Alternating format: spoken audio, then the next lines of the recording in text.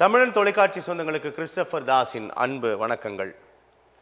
இன்றைய அரசியல் அரங்கம் நிகழ்ச்சிக்காக நம்முடன் தமிழக ஊழல் ஒழிப்பு கழகத்திலிருந்து அதன் மாநில ஒருங்கிணைப்பாளர் அண்ணாநகர் நாகராஜ் நம்முடன் இணைந்திருக்கிறார்.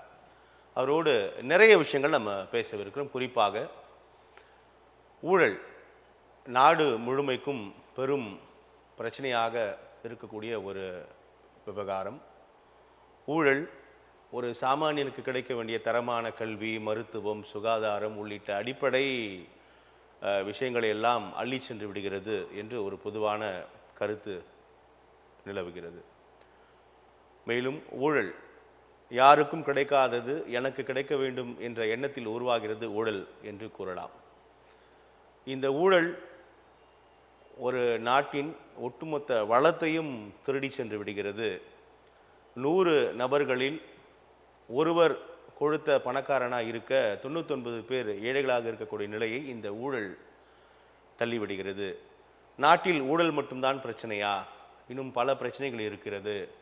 ஊழலை அரசு இயந்திரம் நினைத்தால் சரி செய்துவிட முடியும். அதனால் ஊழல் எல்லாம் ஒரு பிரச்சனை அல்ல என்று ஒரு வாதமும் இங்கு தொடர்ந்து வருவதை நம்ம பார்க்கிறோம். ஆனால் உள்ளபடியே ஊழல் என்பது மிக மிக முக்கியமான ஒரு பிரச்சனை. நாட்டில் இருக்கக்கூடிய மற்ற எல்லா பிரச்சனைகளை விட ஊழல்தான் அனைத்து பிரச்சனைகளுக்குமான முதற் கண்ணாக இருக்கிறது என்பதுதான் நிதர்சனமான உண்மை. பள்ளியில் பிள்ளைகளை சேர்ப்பதற்கு, காவல் நிலையத்தில் புகார் அளிக்க, குற்றங்களிலிருந்து தப்பிக்க என ஏதாவது ஒரு வகையில் ஒரு தனிநபர் இயல்பாகவே ஊழலை நோக்கி நகர்ந்து வருவதை நாம் நிதர்சனமாக சமூகத்தில் பார்த்து வருகிறோம். இப்படியான ஒரு சூழலில் தான் நாம் தமிழக ஊழல் ஒழிப்பு கழகத்திலிருந்து அதன் மாநில ஒருங்கிணைப்பாளர் அண்ணாநகர் நாகராஜ் அவர்களோடு விரிவாக விவாதிக்க சார், வணக்கம். வணக்கம். வணக்கம். நலமாக இருக்கீங்களா? நல்லா இருக்கேன். நான் தலைப்பில் குறிப்பிட்டது போல ஊழல் அப்படின்றது நாட்டையே குட்டிச்சோறு ஆக்கி கொண்டு இருப்பதை நம்ம அறிகிறோம். எங்கே தான் ஊழல் இல்லை அப்படின்னே தெரியாதவருக்கு எல்லா துறைகளிலுமே ஊழல் எனக்கு பொறியோடி கொண்டிருப்பதை நம்ம பார்க்குறோம். எப்படியாவது ஏதாவது வகையில் ஒரு சாமானியன் இந்த ஊழலால் பாதிக்கப்படக்கூடிய நிலை தான் இப்போ இருக்குது. எந்த அரசுகள் பொறுப்பேற்றாலும் கூட ஊழலை ஒழிப்போம், மக்களை காப்போம் அப்படின்லாம் தன்னுடைய வாக்குறுதிகளை தரதை நம்ம பார்க்குறோம். ஆனால் எல்லா ஆட்சிகள் மாறினாலும் காட்சிகள் மாறுவதில்லை என்ற அடிப்படையில் இந்த ஊழலை ஒழிக்க முடியவே இல்லை அப்படின்றதான் நிதர்சனம். ஊழல் ஒழிப்பு துறை இருக்கிறது, ஊழல் ஒழிப்பு கண்காணிப்பகம் இருக்கிறது. உங்களை போன்ற நிறைய அமைப்பு இயக்கங்கள் களத்தில் போராடி கொண்டு வருவதை நம்ம பார்க்கிறோம். இருப்பினும் ஒரு பானை சோற்றுக்கு ஒரு சோறு பதம் என்பது போல ஏதோ ஒரு மூலையில் வேணால் ஒழித்திருக்க முடியுமே ஒழிய ஒட்டுமொத்தமாக ஒழித்திட முடியுமா அப்படின்றது பெரிய $1 மில்லியன் கேள்வியாக இருப்பதை நம்ம பார்க்குறோம். திரு நாகராஜ், உங்களுடைய அமைப்பு இயக்கத்தை பற்றி சொல்லுங்கள். இந்த ஊழல் குறித்து உங்களுடைய கருத்து சொல்லுங்கள். எல்லோருக்கும் வணக்கம். நான் தமிழக ஊழல் ஒழிப்பு மாநில ஒருங்கிணைப்பாளர். என்னோடய பேர் அண்ணாநகர் நாகராஜ். நாங்கள் இது 2014 தொடங்கினோம். இந்த தமிழக ஊழல் ஒழிப்பு கழகம் வருடம் டிசம்பர் 9 சர்வதேச ஊழல் ஒழிப்பு தினம். அன்றைய தினத்தில் மக்களுக்கு விழிப்புணர்வு ஊட்ட நாங்கள் ஒரு பிரச்சாரம் ரேலி மாதிரி பிரச்சாரம் பண்ணுறோம். மக்களுக்கு இந்த விழிப்புணர்வு கொண்டு போய் சேர்க்கணும். மக்கள் இப்போ என்ன நினைக்கிறாங்கன்னா, ஊழலை ஒழிக்க முடியாது. நிறைய நபர்கள் எதை தான் நினச்சிருக்காங்க, நீங்கள் நிறைய பொதுநல வழக்கு போடுறீங்க, ஆனால் என்ன தான் இங்கே சாத்தியமே இல்லை, ஊழல் இன்னும் பெருகிட்டு தான் இருக்க கண்டி இன்னும் குறையலன்னு சொல்லியிருந்தாங்க பொதுமக்கள். அதை தான் நம்ம ஒரு 4 நாளுக்கு நம்ம பொதுமக்கள் எங்ககிட்ட சொல்கிறது அதுதான்.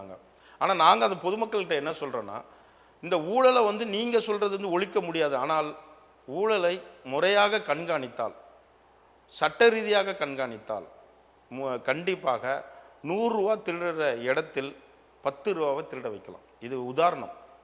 அப்போது நம்ம கண்காணிக்கணும். இங்கே சில அமைப்புகள் இருக்குது, சமூக ஆர்வலர் இருக்காங்க, சமூக செயல்பாட்டர் இருக்காங்க.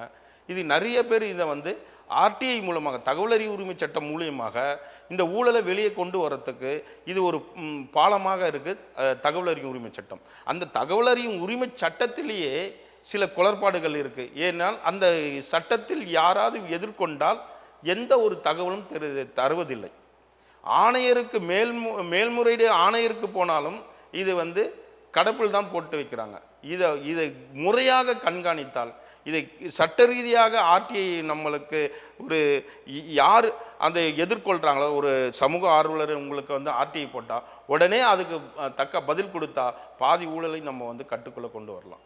இது மக்களுக்கு என்ன சொல்கிறேன்னா, ஊழலை ஒழிக்க முடியாது நீங்கள் சொல்லும்போது சில அமைப்புகள் நீங்கள் தான் இதை திருந்த வேண்டும் என்றால், நீங்கள் ஓட்டுக்கு பணம் வாங்கி கொண்டு நீங்கள் ஓட்டு செலுத்துவதனால்தான் இந்த நாடு வல்லரசு இன்னும் ஆகவில்லை. ஏனென்றால் நீங்கள் எங்கள் ஓட்டு விற்பனைக்கல்ல. ஒரு குடிமகனும் ஒரு மக்களும் இதை ஒரு உறுதிமொழியாக எடுத்தால் கண்டிப்பாக இந்த நாடு விரைவில் வல்லரசு நம் அப்துல் கலாம் ஐயா நினைவு கண்டிப்பாக இது நிறைவேறும். இப்போ நீங்கள் குறிப்பிட்டது போல நாகராஜ், வாக்குக்கு நம்ம காசு வாங்குவதில் ஆரம்பிக்கிறது முதல் ஊழல். அப்போது ஏதோ ஒரு வகையில் எல்லாருமே அதற்கு உடன்படுகிறோம். ஆனால் அதற்கு சம்பந்தம் இல்லாத மாதிரி எங்கோ ஏதோ நடக்குது, ஊழல் அப்படின்னு எல்லாமே பேசிட்டு இருக்கிறது தான் நம்ம யதார்த்தமாக பார்க்குறோம். இப்போ நீங்கள் குறிப்பிட்டீங்க இதை கண்காணிக்க வேண்டும், இதை வந்து கூடுதலாக கண்காணித்தாலே 100 ரூபாய் நடக்கிற இடத்துல ஒரு 10 ரூபாய் குறைக்க முடியும்னு சொன்னீங்க யதார்த்தமாக. அதுக்கு தான் லஞ்ச ஒழிப்புத்துறையெல்லாம் கண்காணிப்பு எல்லா துறையிலுமே அரசு துறைகள் விஜிலன்ஸ் இருக்கு இல்லையா? இல்லை, என்ன பண்ணுறாங்க, எல்லா துறையுமே லஞ்ச ஒழிப்புத்துறை டிஏவிசி அந்த துறை வந்து 5000 3000 இதை இந்த லஞ்சம் செய்கிறவங்க ஒண்டி தான் அவங்க வந்து கையும் காலமாக பிடிக்கிறாங்க, திருப்பியும் அவங்க விடுவிக்கிறாங்க. விஏஓ 5000 ரூபாய் லஞ்சம் வாங்கிய போது கைது 3000 ரூபாய் அரசு ஊழியர் மின்சாரத்துறையில் கைது. இதேமாரி தான் வருது. உயர்மட்ட 10 கோடி 100 கோடி இந்த மாதிரி லஞ்சமும் ஊழலும் மறைமுகமாக இந்த டிவைசி கண்காணிக்கணும். முறையாக கண்காணித்து அவர்களை சட்ட ரீதியாக அந்த ஊழலை நிரூபித்தால், அந்த லஞ்சத்தை அவர் வாங்கியது நிரூபித்தால் உடனே அவங்க மனைவியை அரெஸ்ட் பண்ணுங்கன்னு சொல்கிறோம். அது அரசுடைமையாக்கணும். இது வரைக்கும் எந்த ஒரு துறையுமே பண்ணலை. ஆனால் இந்த முறை தமிழக ஊழல் ஒழிப்பு கழகம் நாங்கள் ஒரு பிரச்சாரத்தில் ஒரு புதுமையாக யமதர்மராஜாவை நிற்க வச்சோம்.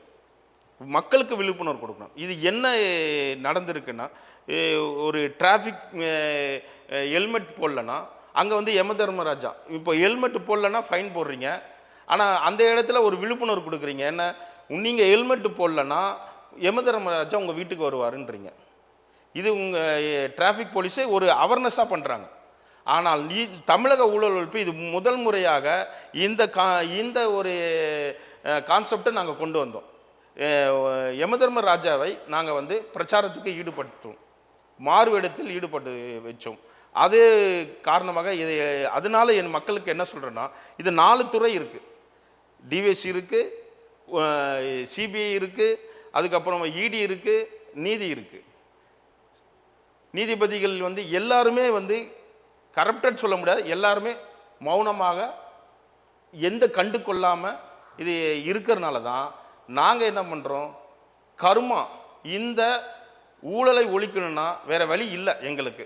ஏன்னா இந்த துறைகள்லாம் நாங்கள் வந்து பலமுறை மனு கொடுத்தோம், பலமுறை சமூக ஆர்வலர் சமூக செயல்பாட்டில் பலமுறை தமிழ்நாடு உள்ள எல்லா ஆர்வலர்களும் இதை ஆர்டிஐ மூலமாக தகவல் அறிவு சட்டம் மூலமாக எதிர்கொண்டு எங்களுக்கே வந்து எந்த ஒரு முடிவு வரல.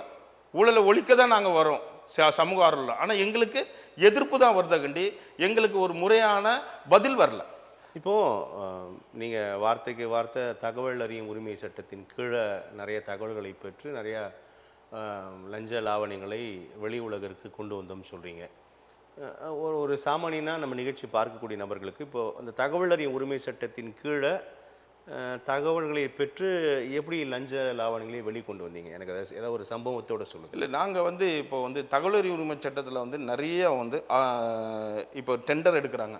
அந்த டெண்டர் மூலியமாக நாங்கள் வந்து ஒரு ஆர்டிஐ போடுவோம். குறிப்பிட்ட சம்பவத்தோடு எனக்கு சொல்லுங்கள். இல்லை, சென்னை மாநகராட்சியில் நடக்கும் ஊழலை இப்போது மழைநீர் சேகரிப்பு அதுக்கு வந்து 4000 கோடி. அந்த 4000 கோடி சமீபத்தில் இந்த மழையின் போது அது பெரிய பேசு பொருளாக இருக்கு. ஆமாம் ஆமாம், அது நாங்கள் தமிழக ஊழல் ஒழிப்பு 4000 கோடி அதை பற்றி எனக்கு கொஞ்சம் விரிவாக சொல்லுங்கள் சார். இல்லை, தமிழக ஊழல் ஒழிப்புமாக நாங்கள் ஒரு கோரிக்கையை நாங்கள் மனுவாக கொடுத்துருக்கோம். இதுக்கு வெள்ளை அறிக்கை வேண்டும் நாங்கள் சொல்லியிருக்கோம். அந்த மழைநீர் வடிகால் வாரியத்துக்கு இவங்க என்ன பண்ணியிருக்காங்கன்னு அதுக்கு வந்து நாங்கள் வந்து வெள்ளைக்கறி இது வரைக்கும் எந்த அரசும் இந்த மாதிரி கொடுக்க மாட்டாங்க. ஏன்னா அதுவும் நாங்கள் ஆர்டியில் கேட்டு அதுவும் சொல்லுவோம். அந்த 4000 கோடி எங்க அப்படின்னு இந்த மழை காலத்தில் பெரிய பேசு பொருள் ஆனது நான் சொன்னேன். அது எந்த வருடத்திற்கு எப்போ பொறுப்பேற்றது? எனக்கு அந்த 4000 கோடிக்கான என்ன கணக்கு சார் இருக்கு? அது எதற்காக செயல்படுத்தப்பட்டதை அறிவிச்சாங்க? எனக்கு அதோட பின்புலம் சொல்லுங்க. இல்லை 4000 கோடி வந்து நம்ம மழைநீர் வடிகால் வாரியத்துக்கு தான் இப்போ அது வந்து 4000 கோடி செலவு இருக்கான்னு நாங்கள் கேட்டதுக்கு எங்களுக்கு பதில் இல்லை. ஒரு நிமிஷம். அந்த 2003லேருந்து இப்போ இது வரைக்கும் 2005 வரைக்கும் இது வரைக்கும் எங்கேயுமே வந்து முழுமையாக நிறைவேறல. மேயர் என்ன சொல்றாங்க, 2003 2005 காலகட்டம். அது ஏன் அந்த 2 ஆண்டுகள்? இல்லை 2 ஆண்டுகளாக இது வந்து முறையாக டெண்டர் போட்டு முறையாக அவங்க வந்து அந்த பணிகளை வந்து ஆரம்பித்தாங்க. இது வரைக்கும் அந்த 4000 கோடி என்பது 2 ஆண்டுகளுக்கு மட்டுமானதான்னு கேட்குறேன். இல்லை ஒட்டுமொத்த நம்ம சென்னையில் உள்ள வெடிகால் வாரியத்துக்கு மொத்தமே இது வந்து அந்த காலகட்டம் தான் 4000 கோடி இங்கே ஒதுக்கி இருக்காங்க. இல்லை சார், நீங்கள் சொல்கிற 2003 2005ன்னு குறிப்பிட்டீங்களே, அது எதற்குன்னு கேட்குறேன், எனக்கு புரியல அது. இல்லை 2003லேருந்து 2005 வரைக்கும் சென்னைக்கு தான் அவங்க வந்து அலாட் பண்ணியிருக்காங்க 4000 கோடி வந்து. அது வந்து 2003 to 4 4 to 5க்கு தான் 4000 கோடி. ஆமாம் ஆமாம், அதான் கேட்குறேன். 2 ஆண்டுகளுக்கான தொகை தான் அது 4000 கோடி என்பது. ஆமாம், 2003 to 2004 2004 to 2005 சொல்லுது. இந்த அவங்களது ஒரு பேக்கேஜ். இது வந்து வெடிகால் வாரியத்துக்கு 4000 கோடிக்கு வந்து அவங்க வந்து ஒதுக்கி அதுக்கு வந்து வேலையை செஞ்சாங்க. ஆனால் இது வரைக்கும் மேயர் வந்து அவங்க 90% முடிஞ்சிருச்சு. அப்போ 21 22 22 23 தனி பட்ஜெட்டு. தனி பட்ஜெட். இதில் வந்து என்ன ஒரு குளறுபடினா, அந்த துறையோடைய மேயரு 90 விழுக்காடு வந்து முடிந்து விட்டது. முதலமைச்சர் என்ன சொல்கிறாரு, எங்களுக்கு முழுமையாக முடிந்தது அப்படின்னு. அது இதோட துறையோட உள்ளாட்சித்துறை அமைச்சர் நேரு வந்து அவர் என்ன சொல்கிறாரு, இது வந்து 60% தான் முடிஞ்சிருக்கு. இது இவங்களுக்குள்ளேயே வந்து அந்த டேட்டாஸே தெரியல. அப்போ இதுலேருந்தே தெரியுது அவங்களுக்கு சரியான முழுமையான டேட்டாஸ் அவங்க வந்து எதுவுமே அது கண்காணிக்கிறது இல்லை. நீங்கள் கண்காணிச்சாதான் அரசு அதிகாரிகள் வந்து சரியான வேலை செய்வாங்க. அரசு அதிகாரிகள், உயர்மட்ட அதிகாரிகள், இவர்கள் எல்லோருமே இவர்களுக்கு தான் வேலை செய்கிறார்கள், அமைச்சர்களுக்கு தான் வேலை செய்கிறாங்க. பொதுமக்களுக்கு யாருக்கும் வேலை செய்யறது கிடையாது. ஏன் இப்போ அமைச்சர் நேரு குறிப்பிடக்கூடிய பணிகள், மேயர் குறிப்பிடக்கூடிய பணிகள், முதலமைச்சர் குறிப்பிடக்கூடிய பணிகள் எல்லாம் ஒன்று தானே? அது சரியான தகவல் தானான்னு கேட்குறேன். இல்லை, அது அவங்க முறைப்பட்டு தான் தகவல் முடிந்தது அப்படின்றது மேயர் அவங்களுக்கே தெரியல. முழுமையாக முடிஞ்சிச்சு என்று முதலமைச்சரும், இல்லை 60 விழுக்காடு மட்டும் தான் முடிஞ்சிருக்குன்னு துறை சார்ந்த அமைச்சர் சொல்வதும் கேட்குறேன். இல்லை, அந்த 3 பேருமே வந்து சரியான கண்காணிப்பு இல்லாமல் அவங்க ஒரு முறையாக கண்காணிக்கிறது இல்லை. அரசு அதிகாரிகள், உயர்மட்ட அதிகாரிகள் என்ன சொல்கிறாங்களோ அதை தான் அவங்க வந்து பின்பற்றுறாங்க. ஒரு அதிகாரி ஒரு தகவல் சொல்லுவார், இன்னொரு அதிகாரி இன்னொரு தகவல் சொல்லுவார். இதை எடுத்து கொண்டு வந்து அவங்க வந்து சொல்கிறாங்க. நீங்கள் களப்பணி எங்கேயாவது செஞ்சீங்களா? நீங்கள் மக்கள் உங்களுக்கு ஓட்டு போட்டு நீங்கள் வந்து வந்திருக்கீங்க அமைச்சராக. அதனால் மக்கள் கூட நீங்கள் நேரடியாக சந்தித்து மக்களுடைய குறைகள் கேட்டு அங்கே அந்த களத்தில் என்ன நடக்குது, மக்களுக்கு சரியான போய் சேர்ந்ததா, இதை இவங்க வந்து டைரெக்டாக வந்து நம்ம மக்களை வந்து சந்திக்கிறது இல்லை. வருவாங்க, அங்கே கலாய்வு பண்ணுவாங்க, ஃபோட்டோ ஷூட் 20 பண்ணுவாங்க, போயிடுவாங்க. இதுதான் அவங்களுக்கு தெரியும். ஆனால் வந்து யாருக்குமே வந்து மக்களை சந்தித்து அங்கே என்ன பிரச்சனை இருக்கு, களத்தில் முழுமையாக அந்த பணிகள் நிறைவேற்றப்படவில்லை அப்படின்னு நீங்கள் உறுதியாக சொல்ல முடியுமா? நாங்கள் இது வரைக்கும் ஒன்றும் அது எந்த அடிப்படையில் சொல்கிறீங்க? இல்லை, என்னோட அதாவது மாநகராட்சி, பெருநகர மாநகராட்சியோட மேயர் சொல்கிறாங்க, முதலமைச்சர் சொல்கிறாங்க. அதை கடந்து உங்களுக்கு வரக்கூடிய சந்தேகம், இல்லை பொதுமக்களுக்கு வரக்கூடிய சந்தேகம் என்பது வேறு. இப்போ நீங்கள் இந்த களத்தில் நீங்கள் செயல்பாட்டாளர் இருக்கீங்க, உங்களால் உறுதியாக சொல்ல முடியுமா அது எந்த பணிகளுமே நடைபெறல, இல்லை இவ்வளவு பணிகள் தான் நடந்திருக்கு அப்படின்னு சொல்ல முடியுமா? நடைபெறல. எந்த அடிப்படையில் அந்த 4000 கோடிக்கான விளக்கத்தை வெள்ளை அறிக்கையா எப்படி உங்களுடைய பிரேயர் என்னது? இல்லை, நாங்கள் வந்து கண்காணிக்கிறதும் நாங்கள் வந்து முழுமையாக நிறைவேறணும்னு சொல்லலை. ஆங்காங்கே குளறுபடிகள் இருக்குது. இந்த திட்டம் வந்து சரியான முறையில் அவங்க வந்து கட்டமைச்சிருக்காங்களா? இது வரைக்கும் அந்த மாதிரி கட்டமைப்பு இல்லை. ஒரு கட்டமைக்கப்படலை அப்படின்றது எப்படி நீங்கள் சார்ஜ் வைக்கிறீங்கன்னு கேட்குறேன். இல்லை, நாங்கள் முறையாக கண்காணிக்கிறோம். நாங்கள் முறையாக கண்காணித்து அவங்களுக்கு நாங்கள் வந்து தகவல் அறிவு உரிமை சட்டமாகவும் கேட்குறோம், பொதுநல வழக்காகவும் கேட்குறோம். நீங்க எப்படி கண்காணிக்கிறீங்க? நீங்க இப்ப சென்னை மாநகராட்சி முழுமைக்கும் நீங்க கண்காணிச்சிட்டீங்க. சென்னை மாநகராட்சி முழுமையாக இல்லை, எங்களுடைய சரௌண்டிங் பகுதிகள் ஒட்டுமொத்த பகுதியிலும் மத்திய சென்னை, தென் சென்னை, வட சென்னை, இந்த சென்னையில் நீங்க குறிப்பிட்ட பகுதிகள் உள்ளடக்கி தான் சென்னையே. ஆமாம். அப்போ நீங்க குறிப்பிடக்கூடிய பகுதிகள் எல்லாமே அப்போ முழுமையா நீங்க கண்காணிச்சிட்டீங்களா? முழுமையாக நாங்கள் ஒரு பகுதிக்கும் சென்று கள ஆய்வு செய்திருக்கிறோம். ஒரு சில பகுதிக்கு நாங்கள் சென்றதில் ஒரு பகுதிக்கு நாங்கள் வந்து கள ஆய்வு செஞ்சுருக்கோம். ஆனால் இதுவரைக்கும் ஒரு பகுதியில் முழுமையாக நிறைவேற்றப்படவில்லை. என்னோட பகுதியிலே MMDA காலனி அரும்பாக்கத்தில் இது வரைக்கும் இன்னும் முழுமையாக அந்த பணிகள் முழுமையான என்னென்ன பணிகள் நிறைவேற்றப்படலை? இன்னும் முழுமையாக சொல்லுங்க. MMDA காலனியில் வாட்டர் டேங்க் ரோடு இது வரைக்கும் இன்னும் முழுமையாக நிறைவேறவில்லை. ஆனாலும் முதலமைச்சர் சொல்ல முழுமையாக இது வந்து நாங்கள் வந்து மழைநீர் சேகரிப்பு வந்து நாங்கள் மக்களுக்கு வந்து நாங்கள் ரெடி ஆயிடுச்சுன்றாங்க.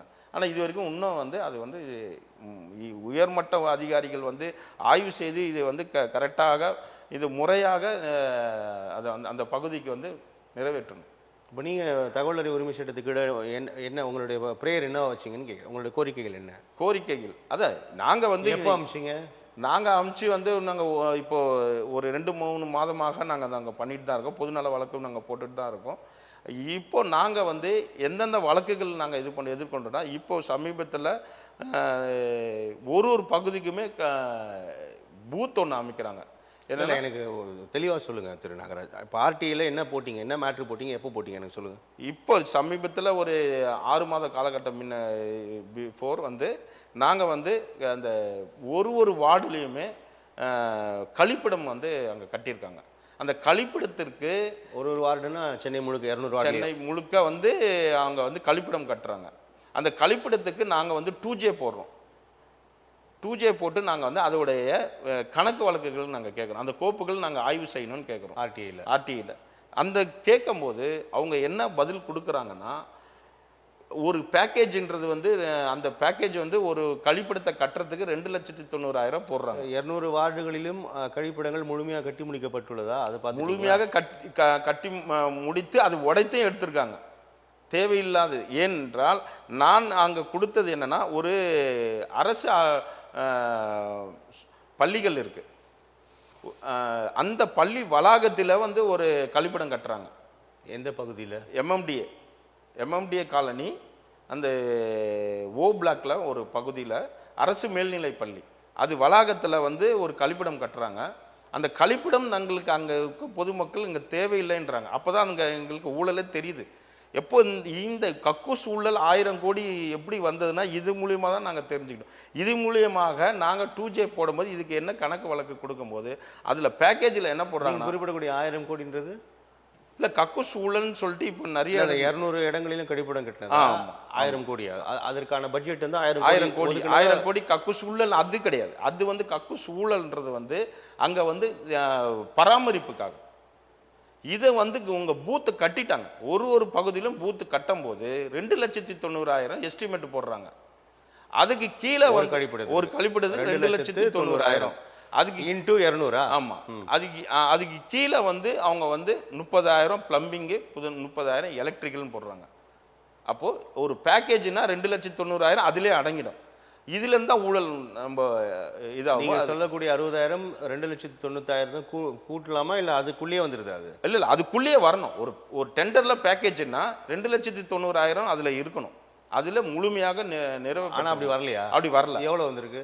2,90,000 பேக்கேஜில் போட்டு கீழே வந்து அவங்க என்ன மென்ஷன் பண்ணாங்க, எலக்ட்ரிக்கல் 30,000, பிளம்பிங்குக்கு 30,000. சரி, என்ன அதில் பிரச்சனை? ஒரு பேக்கேஜ்னா டெண்டரில் பேக்கேஜ் 2,90,000. சரிங்க, அது மாதிரி பிரேக்கப் கொடுக்க வேண்டாம்னு சொல்கிறீங்களா? ஆமாம். ஏன் கொடுக்குறாங்க? அந்த டெண்டரில் அந்த பேக்கேஜில் தான் 2,90,000 முடிவடையுது. சரிங்க, என்ன பிரச்சனை? அது அவங்க பிளம்பருக்கும் எலக்ட்ரிஷியனுக்கும் போட்டதில் என்ன பிரச்சனைன்னு இல்லை அந்த எலக்ட்ரிக்கல் பிளம்பிங்கு அந்த டெண்டர் அந்த 2,90,000 அடக்கமாக இருக்குது. சரி, அடக்கமாக இருக்குது. இவங்க பிரித்து அவங்க வந்து அதில் போடுறாங்க. அதில் அடக்கமானது ஏன் இதில் வருது? பிரித்து போட்டு அதுதான் அதுலேருந்து தான் ஊழல் ஸ்டார்ட் ஆகும். அதுக்கு போகும்போது தான் மேல்முறையீடு போகிறோம். அப்போ மேல்முறையீடு போகும்போது தான் அந்த இடத்தையே உடச்சி எடுத்துருக்காங்க. இப்போ வந்து MMDயில் எங்கேயுமே கழிப்பிடம் அந்த எல்லாத்தையும் எடுத்துட்டாங்க. அந்த எங்கேயாவது தெரிய போகுதுன்னு சொல்லிட்டு அதனால் எல்லாத்தையும் எடுத்துட்டாங்க. இதுதான் வந்து ஊழல் நாங்கள் வந்து கண்காணிக்கிறோம். முறையாக சட்ட ரீதியாக ஆர்டிஐ நீங்க குறிப்பிடக்கூடியது உங்க பகுதியில் இருக்கக்கூடிய ஒரு கழிப்பறை ஒரு கழிப்பறை, ஒரு கழிப்பறையில் அந்த வார்டு முழுவதும். அதாங்க அந்த ஒரு வார்டுக்கு ஒரு கழிப்பறைங்க. மொத்தம் 200 ஒரு வார்டு. வார்டுக்கு 3 கழிப்பறை போட்டிருக்கோம். 3 கழிப்பறை இருக்கு. இப்போ சென்னையில் 200 வார்டு, 200 × 3ன்னா 600 கழிப்பிடங்கள். 600 கழிப்பறைகள் கட்டப்பட்டதை நீங்க உறுதிப்படுத்தினீங்களா? இல்லை இதை மாதிரி வேறு எங்கெங்க பிரச்சனை இருக்குன்னு நீங்க ஆய்வு மேற்கொண்டீங்களா? இல்லை, நாங்கள் வந்து என்னோட பகுதியில் நான் ஆய்வு பண்ணி தான் நம்ம பண்ணது. இல்லைங்களா? மற்ற பகுதியில் நாங்கள் போய் சென்று பார்த்துருக்கோம், கலாய்வு பண்ணியிருக்கோம். ஆனால் வந்து அங்கே வந்து பராமரிப்பு சரியில்லை. மக்களுக்கு தேவையான பராமரிப்பு பண்ணவே இல்லை, முழுமையாக பராமரிப்பு இல்லை. அந்த பராமரிப்பு இல்லாத இடத்துல எல்லாமே இப்போ வந்து நாங்கள் பொதுநல வழக்கு போட்டோம், மனுவாக கொடுத்து சில இடத்துல வந்து செஞ்சுருக்காங்க, சில இடத்துல அங்கேருந்து அகற்றப்பட்டது. பொதுநல வழக்கு என்ன, உங்களுடைய பிரேயர் என்ன குறிப்பிட்டீங்க? இல்லை, இப்போ நடக்கிறது வந்து மக்களுக்கு ஊழல் செய்கிறத விட விலங்குகளுக்கும் ஊழல் செய்ய ஆரம்பிச்சிட்டாங்க. இப்போ அனிமல் வெல்ஃபேர் போர்டு, விலங்குகள் நல வாரியம், அந்த இதில் வந்து சில ஊழல் நடக்குது.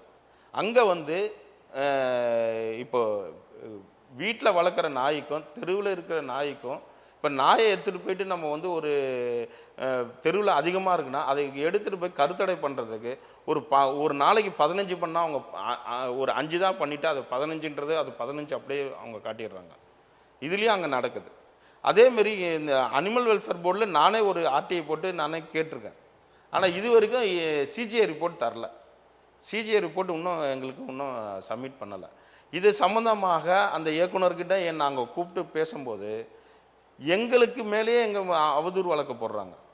அப்போது இதுலேருந்து என்ன ஊழல், நாங்கள் அந்த இப்போ மனிதர் வந்து நம்ம உங்கள் மேலே எப்படி டிஃபர்மேஷன் என்னென்னா, நாங்கள் வந்து பொது வழியில் நாங்கள் பேசும்போது அந்த நபரை சுட்டி காட்டும் போது அவங்க வந்து எங்கள் மேலே வந்து நீங்கள் எப்படி இது வந்து எப்படி நீங்கள் என்னோடய ஃபோட்டோ வச்சு நீங்கள் எப்படி சுட்டி காட்டுறீங்கன்னு சொல்லி என் மேலே வந்து சைபர் கிரைமில் கம்ப்ளைண்ட் கொடுக்குறாங்க.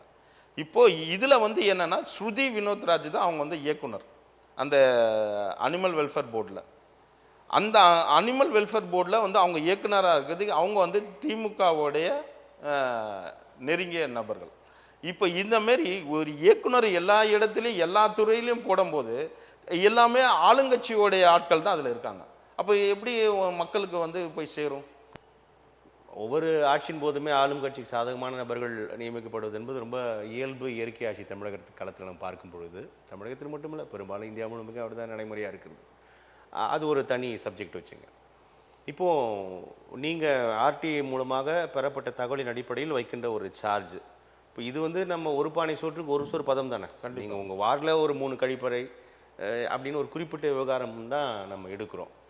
நீங்கள் அந்த 4000 கோடி ஊழல் அப்படின்ற ஊழல் அது குறித்தான வெள்ளை அறிக்கை கேட்டுக்கிறீங்க. 2023, 24, 24, 25 2 ஆண்டுகளில் மாநகராட்சி வந்து செலவழிக்கப்பட்டதாக சொன்ன தொகை தானே அது. அந்த அறிவிப்பு வெளியிட்டது உண்மை தானே? அது 4000 கோடி வந்து செலவு பண்ணியிருக்கோம் அப்படின்னு அறிவிப்பு வெளியிட்டாங்க தானே. அது வந்து நீங்கள் என்ன செலவு பண்ணீங்க, எது செலவு பண்ணீங்கன்னு உங்களோட ஆர்டிஐ கேட்குறீங்களா? அந்த ப்ரேயர் எனக்கு சொல்லுங்கள். ஆமாம், ஆர்டிஐயில் வந்து நம்ம வந்து என்ன கேட்குறோம்னா, நாங்கள் வந்து இப்போ தகவலை தான் கொடுத்துருக்கோம். இப்போ அவங்க 4000 கோடி செலவு பண்ணது எந்தெந்த அவங்க என்ன எதுக்காக செலவு பண்ணாங்க, எந்த துறைக்கு செலவு பண்ணாங்க, இல்லை அவங்க வீட்டுக்கு செலவு பண்ணாங்களா, இல்லை மக்களுக்கு அந்த வெடிக்கால் செலவு பண்ண முடியாதுல்ல. இல்லை, அது அவங்களோட ஊழல்னா அவங்க வீட்டுக்கு தானே எடுத்துகிட்டு போகிறாங்க. இப்போ வந்து மக்களுக்கு எங்கே அது போய் சேர்ந்துருக்கு? அந்த 4000 கோடி உண்மையாக அது போய் அந்த வெடிக்கால் வாரியத்துக்கு போய் சேர்ந்துருக்கா? அது முறையாக சேரலன்றது நீங்கள் உறுதியாக சொல்லணும்ல. இல்லை, கண்டிப்பாக இன்னும் சேரல. அரசாங்கம் சொல்லுது 4000 கோடிக்கான சார்ஜ். நீங்கள் 4000 கோடி உண்மையாக அங்கே செலவு செய்யப்பட்டால் தரமாக இருந்திருக்கும். இன்னும் ஒரு பகுதியில் கூட தரமே இல்லை. இன்னும் 2 வருஷம் போனால் அது தரத்தை வந்து தெரிஞ்சிடும். பார்த்தீங்களா? இல்லைங்க, அது நம்ம அப்படிலாம் வந்து சஸ்பெக்டில் சொல்ல முடியாதுல்ல. கவர்மெண்ட் ஒரு இம்ப்ளிமெண்டேஷன் பண்ணும்போது நீங்கள் அப்படி சஸ்பெக்டில் வந்து தரமாக இருந்திருக்கும், 2 வருஷம் பொறுத்து தான் பார்க்கலாம் அப்படின்லாம் சொல்ல முடியல. இல்லை, அதுக்கப்புறமா தான் அந்த அடுத்த நீங்கள் ப்ரூவ் பண்ணணும்ல.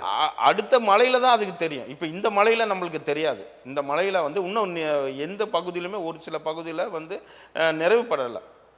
இப்போ அடுத்த மலையில் தான் தெரியும் இந்த இடத்துல என்ன மாரி அவங்க கட்டமைச்சிருக்காங்க. ஏன்னா இது வந்து அவங்க வந்து சரியான கண்காணிக்கணும். இப்போ இரவு நேரங்கள் கண்காணிக்கலன்னு நீங்கள் எப்படி சொல்கிறீங்கன்னு கேட்குறேன். இல்லை, அதுதான் நான் சொல்ல வரேன். ஆங்காங்கே ஆய்வு கூட்டங்கள் நடைபெறுது. அது மேயர் தலைமையில கண்காணிக்கிறாங்க, துறை சார்ந்த அமைச்சர், அதிகாரிகள் எல்லாமே களத்துல இல்ல இல்ல இருக்கிறத பார்க்கிறோம். அதிகாரிகள் நீங்க சரியா கண்காணிக்கலன்னு என்ன சொல்ல வரீங்க? அதிகாரிகள் வந்து என்னன்னா ஒரு ரோடு போடுறதுக்கு கூட நாங்க எங்க பகுதியில் வந்து தரமான ரோடு போட்டிருக்கேன். ஏன்னா என்னால் முடிஞ்சிருக்கு. ஒரு ஸ்மார்ட் ரோடு போட்டிருக்கேன். அங்கே வந்து மழைநீர் சேகரிப்பு போட்டு கொடுத்தோம். நீங்க போட்டீங்களா? ஆமாம், நாங்கள் வந்து கோரிக்கை மக்கள் எங்களுடைய மனு கொடுத்து நாங்கள் வந்து கோரிக்கையாக வச்சு நாங்கள் அதிலேயே ஒரு ஆர்டிஐ போட்டோம். அந்த டெண்டர் மூலியமாக நீங்க கோரிக்கை வச்சு அது மாநகராட்சி தானே செயல்படுத்தி மாநகராட்சி தான் செயல்படுது. அது முறையாக கண்காணித்ததுனால தான் முறையாக கண்காணித்து அங்கே வந்து அந்த டெண்டரில் என்ன குறைபாடுகள் இருக்குது அதெல்லாம் நாங்கள் எடுத்து சொல்லி தான் அங்கே வந்து போட்டிருக்காங்க. அங்கே போட்டது என்னன்னா மழைநீர் சேகரிப்பு போட்டிருக்கோம். அது மாதிரி சென்னையில எந்த பகுதியிலுமே சாலை போடலையா? அந்த மாதிரி சாலை வந்து மேலே இருக்கிற பிட் பண்ணி தான் எடுப்பாங்க. அதை வந்து பிட் பண்ணணும், நெர்லிங் பண்ணணும். இந்த ரெண்டுமே எடுத்துட்டு தான் 4 லேயர் இருக்கும். அந்த 4 லேயர் எடுத்துட்டு தான் நாங்கள் போட்டிருக்கோம். ஆனால் அவங்க சில பகுதியில் ஒரே ஒரு லேயர் எடுத்துட்டு அப்படியே அவங்க மேலே போட்டுருவோம். எந்த பகுதியில்? என்னோட பகுதி வந்து எம்எம்டிஏ காலனி இ பிளாக். இல்லைங்க, நீங்க சார்ஜ் வைக்கிற எந்த பகுதியில்? நீங்க உங்க பகுதியில் மட்டும்தான் இந்த 4 லேயர் போட்டுக்கதா சொல்றீங்க. என்னோட பகுதினா என்னோட வட்டார பகுதி தான் சொல்றேன். சரி, வேறு எங்கேயுமே இப்படி போடல. இதே மாதிரி போடல. ஏன்னா முறையாக இப்போ நாங்கள் என்ன சொல்ல வரோம்னா அந்த ஊழலை வந்து முறையாக கண்காணித்தால் ஊழலை ஒழிக்க முடியும் தான் எங்களுடைய வாதம். அந்தந்த பகுதிகள் மக்களும் இதை வந்து கண்காணிக்கணும். அது வேறு நாகராஜ், நீங்க சார்ஜ் வைக்கிறீங்களா, அட்வைஸ் பண்றீங்களா? இல்லை நாங்கள் சார்ஜ் எடுத்துக்கிட்டோம். சார்ஜ் வைக்கிறீங்கன்னா உங்க பகுதியில் போட்டுக்கிறத நீங்க உறுதிப்படுத்துறீங்க. அது மாதிரி சென்னை முழுமைக்கு இல்லைன்றது உங்களால உறுதியா சொல்ல முடியும்? கண்டிப்பாக இல்லை. இல்ல கண்டிப்பா போடணும், இல்ல மக்கள் கண்காணிக்கணும்ன்றதெல்லாம் வேறுங்க. உங்களுடைய அறிவுரைகள் என்பது வேறு. கள நிலவரம் சொல்லுங்க. நீங்க ஒரு சார்ஜ் வைக்கிறீங்க அப்படின்னும் போது அது நீங்க உறுதித்தன்மையா இல்ல களத்துல நாங்க பண்ணதுதான் நாங்க சொல்றேன். என்னோட பகுதியில் நாங்க பண்றதுதான் நாங்க சொல்லிட்டு இருக்கோம். சரிங்களா? இப்போ அந்த பகுதியில் வந்து ஸ்மார்ட் ரோடு நாங்கள் அமைச்சு கொடுத்துருக்கோம். ஒரு சாதாரண ஒரு வந்து தமிழக ஊழல் ஒழிப்பு இதை முன்னெடுத்து நாங்கள் வந்து ஒரு சமூக ஆர்வலராக முன்னெடுத்து நாங்கள் பண்ணும்போது மக்கள் செய்யணும்னு நாங்கள் விழிப்புணர்வும் அது புரியுது. அது நாங்கள் செஞ்சுட்டு தான் இருக்கோம். அந்த விழிப்புணர்வு தான் நாங்கள் செஞ்சுட்டு இருக்கோம். இரண்டாவது வந்து நம்ம வந்து இந்த ஸ்மார்ட் ரோடுக்கும் வந்து சில இடத்துல வரத்துக்கு நாங்கள் அதுக்கு சமூக ஆர்வலருக்கு நாங்கள் வந்து பயிற்சியும் கொடுக்குறோம். ஆர்டிஐ எப்படி பண்ணணும், எப்படி சொல்லி கொடுக்கணும், எப்படி நீங்கள் செய்யணும், நாங்கள் அதுக்கும் நாங்கள் எங்களுடைய அலுவலகத்தில் நாங்கள் பயிற்சியும் கொடுக்குறோம். இது ஊழலை ஒழிக்கணும்னா கண்டிப்பாக இந்த தகவல் அறிவு உரிமை சட்டத்தை முழுமையாக இந்த அதிகாரிகள் அந்த தகவலை உண்மையாக தகவலுக்காக கேட்குறேன். இப்போ யாரெல்லாம் வந்து தகவல் அறிவு உரிமை சட்டத்தின் கீழே தகவலை பெற முடியும்? தகவல் உரிமை சட்டம் யாராக இருந்தாலும் எந்த ஒரு வந்து சொல்றது ஷேர் பண்ணுங்க. எந்த ஒரு குடிமகனாலும் ஆர்டிஐ வந்து யார் வேணாலும் ஊழலை வெளியே கொண்டு வரதுக்கு ஆர்டிஐனை யார் வேணாலும் போடலாம். இது வந்து இவங்க எந்தெந்த துறைகளில் தகவல் கேட்கலாம், எந்த துறைகள் கேட்கலாம். எங்க அமைப்புல துறைகளை தரமாட்டாங்க. எங்க அமைப்புல ஒரு சின்ன பையன் கூட போட்டிருக்காங்க. அதனால அதுக்கு ஒன்றும் இது கிடையாது. எல்லாருமே வந்து நம்ம போடலாம். இந்த இவங்க தான் போடணும் அவங்க தான் போடணும் கிடையாது. எல்லாருமே போடலாம். இதில் கண்டிப்பாக அங்கே வந்து ஏதாவது உங்கள் பகுதியில் ஏதாவது ஊழல் நடந்தால் உங்களுக்கு சந்தேகம். இப்போ நிறைய நபர்னா அவங்களுடைய வீட்டில் இருக்க எனக்கு பட்டா கொடுக்கல, எனக்கு சரியான அரசு ஊழியர் வந்து எதுவும் பண்ணலைன்னாலும் அதுக்கு ஒரு ஆர்டிஐ போடுறீங்க. ஆனால் பொதுவாக பொதுநல வழக்கு வந்து உங்களோட சாலைகள் சரியில்லை, உங்களோட பகுதியில் வந்து ரோடு சுகாதாரம் சரியில்லை, இதேமாரி பள்ளிகள் வந்து சீரமைக்கிறதில்லை. நிறைய பள்ளிகளில் வந்து இப்போ வந்து கழிப்பிடம் வந்து மோசமாக இருக்குது. இதை வந்து அதையும் நம்ம கலாய்வு பண்ணணும். ஏன்னா அவங்க குழந்தைங்களுக்கு குடிநீர் இல்லை. அந்த இடத்துல வந்து சுத்திகரிக்கப்பட்ட ஆர்ஓ வாட்டர் சில ஸ்கூலில் கிடையாது. அரசு பள்ளிகளில் அதுவும் நம்ம வந்து முறையாக அந்த இது கண்காணிக்கிறோம். இப்போ சமீபத்தில் என்னோட பகுதின்னு சொல்லாமல் நிறைய பகுதியில் நாங்கள் கலாய்வு பண்ணும்போது இந்த சாலை வந்து போடும்போது ஏஐ நம்ம ஒரு சொல்லுவாங்க அசிஸ்டன்ட் இன்ஜினியர், அவர் வந்து கலாய்வு வந்து இரவு நேரத்தில் கலாய்வு பண்ணுறாரு. அவர் அங்கே இருக்கிறார். ஆனால் இருந்தும் அங்கே தண்ணி தேங்குது. அந்த ஏன் முறையாக போட முடியல? அவர் ஒரு படித்தவர் இன்ஜினியரு, அவர் வந்து ஒரு அரசு அதிகாரி. அந்த அரசு அதிகாரி ஏன் வந்து கள ஆய்வு பண்ண மாட்டார்? கள ஆய்வு பண்ணாலும் அங்கே இருந்தாலும் சரியான முறையில் அந்த சாலை வந்து சரியான முறையில் போடப்படலாம். ஏன் போட மாட்டார்? ஏன் கள ஆய்வு மேற்கொள்ள மாட்டார்? ஏன்னா அவங்க வந்து அந்த முறையில் வந்து ஒரு 1/2 hour வந்து பார்த்துட்டு அவ்வளோதான், கண் தொடைப்புக்காக அந்த சாலையை கண்காணிக்கிற மாதிரி போயிடுவார். எந்த இதுக்குமே இது பண்ணுறதில்ல. அப்போது அந்த ஒரு டெண்டர் எடுக்கிறவங்க அங்கே இருக்க ஆட்கள் தான் வந்து அங்கே முறையாக வந்து அது பண்ணுறாங்க. அவங்களுக்கு என்ன தெரியும்? ஒன்றுமே தெரியாது. சும்மா நம்ம ரோடு போட்டாங்களா, நம்மளுக்கு காசு சம்பாதிக்கணுமா, அந்த மாதிரி அவங்க வந்து ரோடை போட்டு அவங்க இது பண்ணிடுறாங்க. ஆனால் இங்கே இருக்க வேண்டியது என்னென்னா, எக்ஸிக்யூட்டிவ் இன்ஜினியர் அதை வந்து கலாய்வு பண்ணணும். ஒரு சென்னை மாநகராட்சியிலையும் அசிஸ்டன்ட் இன்ஜினியர் இருக்காங்க. அவங்க ஏன் இதை வந்து கலாய்வு பண்ண முடியல? ஏன்னா அவங்களால அது இந்த மாதிரி மெத்தனமாக இருக்கிறனால தான் சில சாலைகள் வந்து முறைகேடாக இருக்குது. நிறைய இடத்துல பள்ளமாக இருக்குது. அந்த பள்ளத்தை வந்து நீங்கள் ஏன் கலாய்வு பண்ணி நீங்கள் ஏன் உடனே அதை வந்து சீர் செய்ய முடியல? ஏன்னா அவங்களுக்கு வந்து மெத்தனம். இதில் வந்து ஒரே கொள்கைன்னா இந்த அரசியல் வந்து கரப்ஷன் கலெக்ஷன், இதுதான் அவங்களுடைய தாரக மந்திரமாக இருக்குது. எங்கேயும் ஒரு அரசு அதிகாரி முறையாக கண்காணித்து இதை செயல்படுத்தினா கண்டிப்பாக இந்த ஊழலை ஒழிக்க முடியும். ஆனால் இவங்க வந்து அந்த அரசு அதிகாரிகள் யாரும் எதுவும் செவி சாய்க்கிறதும் இல்லை. அவங்களுக்கு தேவை உடனே எங்கே அவங்களுக்கு லஞ்சத்தை அவங்க பார்க்க முடியுமோ அதை வந்து அவங்க இது பண்ணாங்க. நான் சொல்கிறது சில நபர்கள் தான். ஏன்னா இதில் எல்லோரும் நல்லவர்கள் இருக்காங்க, நேர்மையாளர்கள் இருக்காங்க. நேர்மையாளர்கள் எங்களுக்கு வந்து தகவலும் கொடுக்குறாங்க.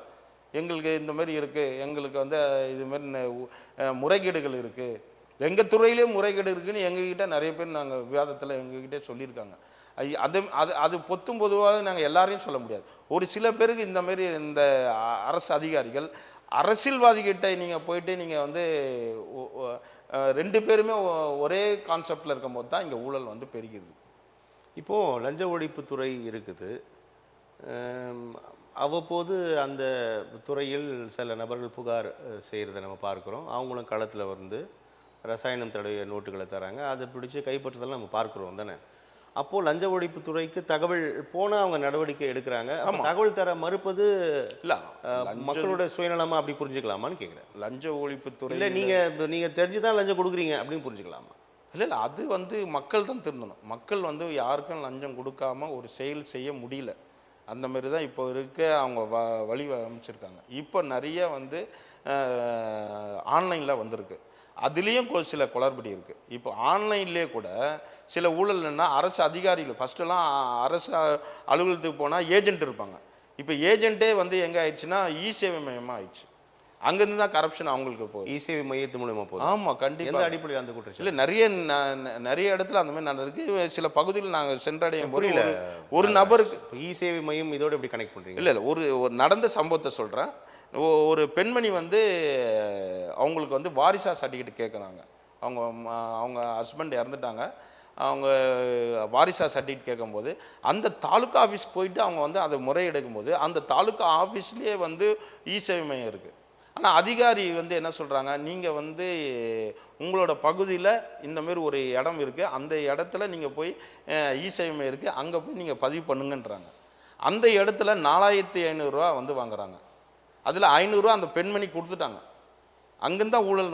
அப்போ எதுக்காக அவங்க 4500 ரூபா வாங்கிட்டு ஏன் அந்த அரசு அதிகாரி வந்து இவங்களுக்கு கையை காட்டுறாங்க? அரசு அதிகாரிக்கு ஏங்க அதில் கையை காட்டுறாங்க? ஸோ இதெல்லாமே ஒரு தொடர்பு நெட்வொர்க்காக இருக்குன்னு சொல்கிறீங்க. கண்டிப்பாக.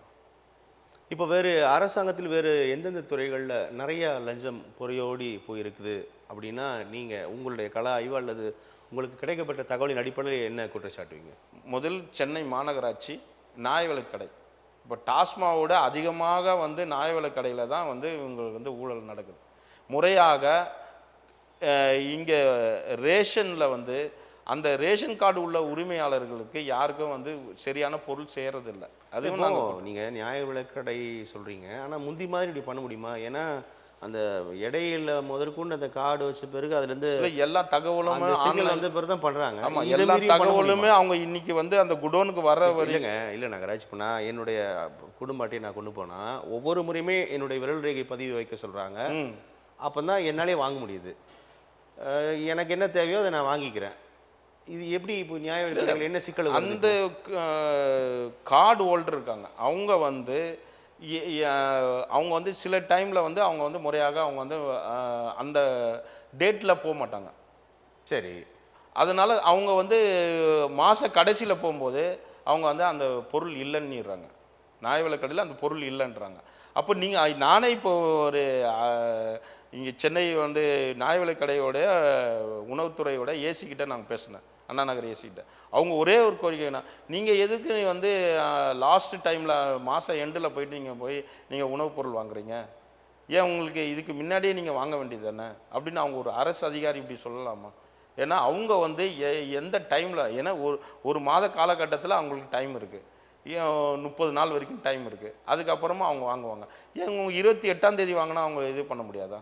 ஏன்னா அந்த பொருள் அவங்களுக்கு வந்து இப்போ இது தொடர்பாக நம்ம சில கடைகளில் வந்து நம்ம பேசும்போது, இப்போ ஒரு உதாரணத்துக்கு ஒரு 100 குடும்ப அட்டை இருக்கக்கூடிய ஒரு கடையில் அந்த 100 குடும்ப அட்டைக்கான பொருட்கள் வந்து பொருட்கள் இருக்கணும் இருக்கணும் இருக்கணும்ன்றது விதி. விதி. ஆனா அப்படி இல்ல, குறைவா தான் வந்து விநியோகமே பண்றாங்க அப்படின்னு சொல்றாங்க கடைகள், கடை வேலை செய்யக்கூடிய ஆமா, ஊழியர்கள். வேலை அது செய்ய அது அது ஊழியர்கள். உங்களுடைய அது கள உண்மை, ஆய்வுல உண்மை. உண்மையா? அது நாங்கள் இப்போ சமீபத்தில் நான் ஒரு மனுவாக கேட்டிருக்கேன். அது எனக்கு தகவல் வந்து அது ஆய்வு செய்கிறேன்னு சொல்லியிருக்காங்க. ஆனால் வந்து அவங்களுடைய வெப்சைட்லேயே அது போட்டிருக்காங்க, எவ்வளோ குடோனுக்கு வருது, அங்கே எங்கே கொள்முதல் பண்ண அந்த குடோனுக்கு வருது, எவ்வளோ ஸ்டாக் இருக்குன்னு அந்த அந்த அதிலே இருக்குது. அந்த அவங்களுடைய சோஷியல் மீடியாலையும் இருக்குது, அதேமாரி அவங்களோட வெப்சைட்லேயும் இருக்குது. அந்த அதை அடிப்படையில் மீறி எங்க ஊழல் நடக்குதுன்னு கேட்கிறேன். இல்லை, அது மீறி தான் அந்த வெளிப்படையா அதை ஊழியர் தான். வெளியிட்டுறாங்க. அப்ப என்ன, அந்த எப்படி அது ஊழியர் என்ன புரிஞ்சுக்கிறது? சொல்றாருன்னா, எங்களுக்கு மேல் அதிகாரி எங்களுக்கு சரியாக பொருட்கள் அனுப்பவில்லைன்றாங்க. ஆனா மேல் அதிகாரி கிட்ட கேட்டாலும் அது சரியான பதில், நாங்க சரியாக அனுப்பிச்சிட்டு தான் இருக்கோம் அப்படின்றாங்க. இதுல எங்க குளறுபடின்னு இல்லை. ஆனா இங்க வந்து கடையில இருக்க உரிமையாளர் அவர் பண்றாரு வந்து என்னன்னா, அந்த 100 பேருக்கு கார்டுக்கு போய் சேர வேண்டியது வெளியில வந்து அவங்க சேல் பண்ணிடுறாங்க. அதனால தான் அந்த இதுக்கு போய் சேர முடியல. இதில் வந்து டாஸ்மாவோட பெரிய ஊழல் வந்து நியாய விலை கடையில் தான் நடக்குது. டாஸ்மாலாம் அது வேற. ஆனால் இது அதை விட பெரிய ஊழல் வந்து நியாய விலை கடையில் அதிகமாக நடக்குது. இது நாங்கள் எதிர்கொண்டு தான் இருக்கோம். நாங்கள் சில வழக்கு நாங்கள் போட்டிருக்கோம். இப்போ கூட ஒரு மனுவாக போட்டிருக்கோம். அதுலேயும் எங்களுக்கு வந்து தகவலுக்கு முறையாக கண்காணிக்கிறோம். ஒரு நியாய விலை கடையிலும் வெளியில் வந்து போர்டு இருக்கணும், எவ்வளோ உள்ள ஸ்டாக் இருக்குன்னு வெளியில் போர்டு இருக்கணும். இது வரைக்கும் எந்த ஒரு துறையிலையுமே எந்த ஒரு நியாய விலையிலும் போர்டு கிடையாது, போர்டே இல்லை. அவங்க எழுதணும், இந்த ஸ்டாக் இருக்குது, இவ்வளோ கொள்முதல் வாங்க இவ்வளோ ஸ்டாக் இருக்குன்னு அவங்க எழுதணும். இது வரைக்கும் எந்த இதுவுமே குறிப்பிடலை. இப்போ மற்றொன்று மக்கள் சந்திக்கக்கூடிய பெரும் பிரச்சனைகள் அப்படின்னா காவல்துறை சொல்லலாம், காவல் நிலையங்கள் சொல்லலாம். அதில் நம்ம தகவல் அறிவு உரிமை சட்டத்துக்கு கூட தகவல்கள் கேட்டு பெற முடியும் இல்லையா? கண்டிப்பாக. என்னென்ன தகவல்கள் நம்ம பெற முடியும்? இல்லை, ஆர்டிஐயில் வந்து நாங்கள் எஃப்ஐஆர் நீங்கள் இது பண்ணலாம், அந்த ஒரு தகவல் கேட்கலாம். இல்லை உள்ளே வந்து நீங்கள் வந்து அந்த அவங்க கொடுத்த வழக்குகள் அது நம்ம கேட்டு நம்ம ஆர்டிஐ மூலிமா வாங்கலாம். அதேமாரி உள்ளே வந்து லாக்அப் புக்குன்னு ஒன்று இருக்குது, அந்த லாக்அப் புக்கும் ஆர்டிஐ மூலியமாகவும் கேட்டு வாங்கலாம்.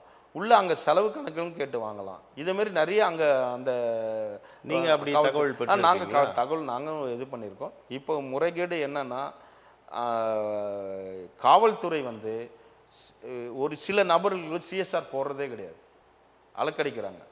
எஃப்ஐஆர் வந்து சிஎஸ்ஆர் போட்டது, சிஎஸ்ஆரே போட அவங்களுக்கு வந்து அந்த காவல்துறையில் புறக்கணிக்கிறாங்க. இப்போ 0 எஃப்ஐஆர் வந்து 0 வந்திருக்கு. இது வரைக்கும் எந்த ஸ்டேஷன்லையும் நம்ம போய் கம்ப்ளைண்ட் கொடுக்கலாம். ஆனால் அவங்க வந்து மக்களை வந்து அலக்கடிக்கிறாங்க. இந்த ஸ்டேஷன் இல்லை, ஏன்னா ஜுடிஷனில் வராது, அடுத்த ஜுடிஷனில் இருக்க இது போகணும், கை காட்டுறாங்க. ஆனால் அதில் சட்டத்தில் என்ன சொன்னால், இந்த இன்ஸ்பெக்டர் அங்கே அந்த மனுவை வாங்கிட்டு அந்த ஸ்டேஷனுக்கு அவர் அனுப்பணும், அதுதான் முறையில் இருக்குது. ஆனால் அவங்க அனுப்ப மாட்டாங்க, அவங்க மக்களை அலைய வைக்கிறாங்க. இது மக்களை அலைய வைக்கக்கூடாது. ஒன்று அந்த அந்த அந்த காவல் நிலையத்தில் அந்த புகார் வந்து ஜூரிஸ்டிக்ஷன் பிரச்சனை இப்போ கிடையாது.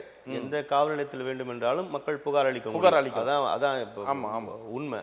ஆனால் எல்லா காவல் நிலையத்திலும் புகார் ஏற்றுக்கொள்வதில்லை அப்படின்றத நம்ம களத்தில் பார்க்கணும் இல்லையா? அது அந்த ஜூரிஸ்டிக்ஷனை அந்த காவல் நிலையத்துக்கு போய் புகார் கொடுங்க அப்படின்னு சொல்லுவாங்க. எங்களுக்கு ஏற்கனவே வேலை பளு, இன்னொன்று நெருக்கி கேட்டால் எங்களுக்கு ரொம்ப வேலை பளுன்றாங்க அப்படின்னு சொல்லுவாங்க. ஆனால் அது அப்படி சொல்லக்கூடாதுன்னு தான் உண்மை. கண்டிப்பாக. இன்னொன்று, நிறையா நம்ம தகவல் அறியும் உரிமை, தகவல் அறியும் சட்டத்தின் கீழே நம்ம தகவல் பெறும்போது காவல்துறையினரால் நிறைய சங்கடங்களை எதிர்கொள்கிறோம், நிறைய மிரட்டல்களை எதிர்கொள்கிறோம் அப்படின்னு நிறைய நபர்கள் சொல்வதை நம்ம கேட்க முடியுது. அது அது உண்மை தானே? கண்டிப்பாக உண்மை தான். காவல்துறையில் வந்து இப்போ நிறைய நடக்கிறது என்னென்னா, இப்போ சமீபத்தில் ஒரு இன்ஸ்பெக்டர் வந்து ஒரு ஹோட்டலில் போய் சாப்பிட்டுட்டு அதுக்கு ஒன்றும் பணம் கட்டாமல் ரசீதி வந்து அந்த ஹோட்டல் நிறுவனமே வந்து வேலூரா எங்கே நடந்த சம்பவம்? வேலூரா? பாபுன்னு அவர் இன்ஸ்பெக்டர் பாபுன்னு சொல்லிட்டு அந்த பகுதி சப்ஜெக்ட் கரெக்ஷன் வேலூர் நினைக்கிறேன். அந்த பகுதியில் வந்து அவர் வந்து உணவு வந்து அவர் சாப்பிட்ருக்காரு, வாங்கிட்டு போயிருக்காரு பார்சலாக. அது 40,000 அவர் போட்டிருக்காங்க. இந்தமாரி அரசு அதிகாரி, உயர்மட்ட அதிகாரிகள் இந்த மாதிரி அந்த அதிகாரியை அந்த மாதிரி கரப்டட் பண்ணும்போது அப்போ கீழ்மட்ட அதிகாரி என்ன பண்ணுவாங்க, ஒரு ஒரு கடையிலையும் போயிட்டு அவங்க வந்து எல்லா கடையிலுமே காசு கொடுக்காம தான் பொருள் வாங்குறாங்க. அங்கேருந்தா சின்ன ஊழல் ஆரம்பிக்குது. அப்போ அங்கே பார்க்குறவங்க மக்கள் என்ன பண்ணுவாங்க, இப்போ நம்மளும் கேட்டு பார்ப்போம், இதுலேருந்து ரவுடிசம் உருவாகும். அப்போ நீங்கள் வந்து ரவுடியை ஒழிக்கணும்னா நீங்கள் நேர்மையாக இருங்க. ஒரு ஒரு கடைக்கு போயிட்டு எந்த காசு கொடுத்து வாங்குங்க. உங்களுக்கு தான் வந்து அரசாங்கம் காசு கொடுக்குறதில்ல. இப்போ ஒரு லாக்கப்பில் நீங்கள் வந்து ஒரு கைதி வைக்கிறீங்கன்னா அந்த கைதிக்கு வந்து உங்களுக்கு அந்த செலவு அவங்க அரசாங்கம் கொடுக்குது. நீங்கள் வந்து ஒரு ரைட்டர்கிட்ட அந்த கணக்கு வழக்கு இருக்குது. நீங்கள் எதுக்கு வந்து ஹோட்டலில் போயிட்டு அவங்களுக்கு சாப்பாடு வாங்கி கொடுக்குறதுக்கு கணக்கு இல்லாமல் நீங்கள் வந்து வாங்கி கொடுக்குறீங்க? அப்போ ஹோட்டலோட உரிமையாளர் எவ்வளோ கஷ்டப்பட்டு அதுக்கு வந்து வாடகை கட்டி எவ்வளோ இதை பண்ணுவார். இப்போ சமீபத்தில் வந்த அந்த தகவல் படி தான் நான் சொல்லிகிட்டு இருக்கேன். இந்த ஹோட்டலில் வந்து சாப்பிட்டுட்டு 40,000 ரூபா அவர் வச்சுட்டு போயிருக்காருன்னா இதுலேருந்து மக்கள் என்ன நினைப்பாங்க? அப்போ அவங்க ஒரு ஹோட்டலில் வந்து இந்த மாதிரி முறைகேடு நடக்கும்போது பல இடத்துல கடைங்களுக்கு எல்லாருமே இரவு நேரங்களில் இது அதிகமாக நடக்குது. எல்லா கடையிலும் தண்ணி வாங்குறது எல்லாம் ஒரு சின்ன ஒரு 50 ரூபா 100 ரூபா கூட கொடுத்து வாங்க முடியலன்னா அப்போ நீங்கள் எதுக்கு அரசு அதிகம்? உங்களுக்குலாம் 40,000 50,000 60,000 சம்பளம் வேறு இந்த அரசு கொடுக்குது. ஆனால் திருப்பியும் நீங்கள் போயிட்டு அதில் தான் நீங்கள் அங்கே அந்த கடைக்கார்ட்ட போய் பிச்சை எடுக்கிற மாதிரி நீங்கள் எடுக்கிறீங்க. இது வந்து கண்டிப்பாக இது வன்மையாக கண்டிக்கணும். சில கடைக்காரங்களாம் இது வந்து எதிர்கொண்டு தான் இருக்காங்க. ஆனால் இதுவும் திருந்தணும். இந்த வணிகர் சங்கங்கள் அமைப்புகள்லாம் இருக்கு, இப்பெல்லாம் அப்படி கொடுக்க மாட்டேன்னு கூட சொல்லுவாங்க தானே? ஏன் அது இல்லை கொடுக்க மாட்டேன்னு சொன்னாங்கன்னா அவங்களுக்கு வந்து ஒரு பெட்டி கேஸ் போடுவாங்க. இந்த இடத்துல வெளியில் ஏதாவது பாக்ஸை வச்சுருவாங்க, ஏதாவது இருந்தால் இதை எடுன்னுவாங்க, அவங்களுக்கு மிரட்டல் கொடுப்பாங்க, அவங்களுக்கு ஒரு பெட்டி கேஸ் போடுவாங்க. எதுக்கு அந்த தலைவலி தேவையில்லாமல் ஏதோ ஒன்று கொடுத்துருவாங்க. இதுதான் அவங்கள. ஏன்னா அரசு அதிகாரின்னா பயத்தை உண்டாக்குற மாதிரி. ஆனால் நம்ம தான் பொதுமக்கள் தான் அவங்களுக்கு பயத்தை உண்டாக்கணும். முறையாக கண்காணிக்கணும். முறையாக கண்காணித்து அவங்கள வந்து எதிர்கொள்ளணும்னா இந்த ஊழலை கண்டிப்பாக நிறைய நபர்கள் ஊழல் ஒழிக்கணும்னா கண்காணித்தா சட்ட ரீதியாக கண்காணித்தா ஊழலை ஒழிக்கலாம். இப்போது நம்ம மாநிலத்தில் லஞ்ச ஒழிப்புத்துறை மத்தியில் பார்க்கும் பொழுது அமலாக்கத்துறை அந்த நடவடிக்கைகள் 2 கோடிக்கு அதிகமான அமலாக்கத்துறை ஒரு வழக்கில் உள்ள தானாக முன் வந்து விசாரணையை துவங்க முடியும்னு நம்ம பார்க்குறோம். ஆனால் அமலாக்கத்துறை மீது நிறைய விமர்சனங்கள்லாம் கூட தொடருது. சமீபத்தில் கூட அமைச்சர் நேரு மீது நடவடிக்கை எடுக்க சொல்லி அமலாக்கத்துறை வலியுறுத்தி கடிதம் எழுதியிருக்கிறத பார்க்குறோம். அது வந்து அரசியல் காழ்ப்புணர்ச்சி நாங்கள் சட்டப்படி எதிர்கொள்வோம் அப்படின்னு அந்த துறை சார்ந்த அமைச்சர் செய்தியாளர் சந்திப்பில் அதை வந்து அவர் சவாலாக ஏற்றுக்கொள்ளக்கூடியதை நம்ம பார்க்குறோம். அமலாக்கத்துறை மீதான இந்த விமர்சனங்கள் அல்லது அமலாக்கத்துறை நடவடிக்கை எப்படி பார்க்குறீங்க? இல்லை, அமலாக்கத்துறை வந்து எனக்கு தெரிஞ்சு ஒரு அரசியல் ரீதியாக அவங்க ஒரு பின்புலத்தில் செயல்படுற மாதிரி தான் எங்களுக்கு தோணுது. ஏன்னா எதுவும் ஆளுங்கட்சியாக இருந்தாலும் எதிர்கட்சியாக இருந்தாலும் மத்திய சர்க்காராக இருந்தாலும் எந்த ஒரு சர்க்காராக இருந்தாலும் அவங்களுக்கு வந்து அடிப்பணிந்து தான் வேலை செய்கிறாங்க. ஆனால் இடி வந்து 2 வருட காலகட்டத்தில் யாரை வேணால் அரெஸ்ட் பண்ணலாம், யாரை வேணால் உள்ளே போடலான்னு அவங்களுடைய வழிமுறையில் இருக்குது. ஆனால் நீங்கள் வந்து இடியை வந்து உச்சபட்ச தண்டனை யாருக்காவது வாங்கி கொடுத்துருக்கீங்களா? இது வரைக்கும் வந்து இடி வந்து உச்சபட்ச தண்டனை இது வரைக்கும் யாருக்கும் வாங்கி கொடுக்கல. அவங்களுடைய ஊழலை அரசுடைமையை ஆக்கலை. இதேமாதிரி 4 துறை இருக்குது. 4 துறையுமே இது வரைக்கும் யாருக்காவது உச்சபட்ச தண்டனையோ இல்லை அவங்க செய்த அந்த ஊழலை ஏதாவது சட்ட ரீதியாக நிரூபித்து அரசுடைமை ஆக்குனீங்களா? இது வரைக்கும் இல்லை. அதனால தான் மக்களுக்கு சரியான ஊழலை ஒழிக்க முடியாதுன்னு அந்த ஒரு மன செட்டிங் போயிட்டாங்க. உறுதியாக இருக்கிறாங்க மக்கள். அதனால் இடி வந்து இது வந்து கண்டிப்பாக சார்ஜ் ஷீட்டு போட்டால் உடனே அவங்கள வந்து அரெஸ்ட் பண்ணால் உடனே அவங்களுக்கு வந்து தக்க நீதி வழங்கி அவங்க அரெஸ்ட் பண்ணணும். உடனே அவங்களுக்கு வந்து நடவடிக்கை எடுக்கணும். அவங்க ஊழலை வந்து அரசுடைமையாக்கணும். அந்த ஊழல் பண்ண பணத்தை அரசுடைமையாக்கணும். அது வரைக்கும் யாரும் செய்யலை. அதனால தான் நாங்கள் முன்னெடுத்து இந்த 4 துறைக்குமே சரியாக செய்யலைனால்தான் இந்த கர்மா என்ற இந்த ஒரு யமதர்மராஜாவை நாங்கள் வந்து இந்த தடவை வந்து மக்களுக்கு ஒரு விழிப்புணர்வுக்காக நாங்கள் பண்ணது. நல்லது நாகராஜ், நிறைய விஷயங்கள் நம்ம பேசியிருக்கோம், தொடர்ந்து பேசலாம். உங்களுடைய வருகைக்கும் கருத்து பகிர்வுக்கும் மிக்க நன்றி.